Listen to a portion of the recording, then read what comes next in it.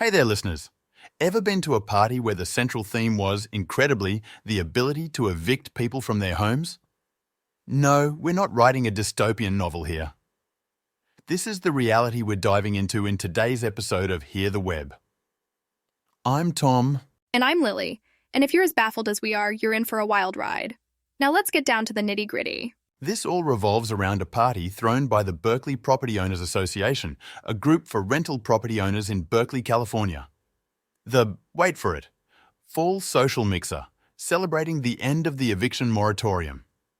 And can you guess when they scheduled this shindig, Lily? Right after the moratorium ended in September. Spot on, Lily.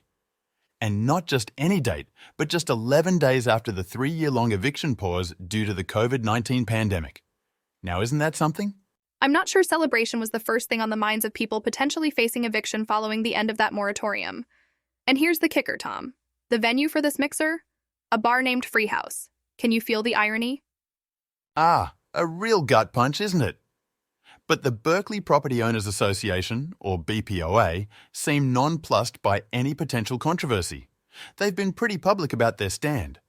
They believe the moratorium was manipulated by opportunistic renters who could have paid their rent but opted not to. Now that's not a stance everybody agrees with. Leah Simon Weisberg, chair of Berkeley's Rent Stabilization Board, called that claim absolute nonsense. She points out the lack of evidence provided by BPOA regarding this alleged fraud. And she's not just challenging on the grounds of proof, right, Tom? Right you are, Lily. Simon Weisberg also pointed out a crucial factor. Even though the eviction protection has ended, COVID-19 is still very much an ongoing issue.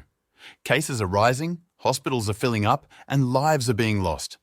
It doesn't seem to be the time for a party, especially one celebrating eviction.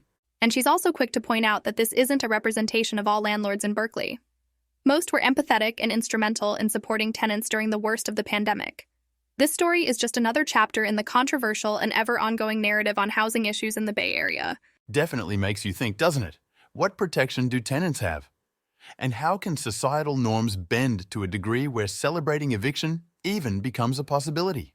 These are questions worth chewing over for sure. But time is winding down for today's episode. Before we sign off, remember that this story, like many we cover, serves as food for thought in our ongoing dialogue about society, compassion, and fairness. Indeed, Lily. And with that, we thank you for listening to Hear the Web.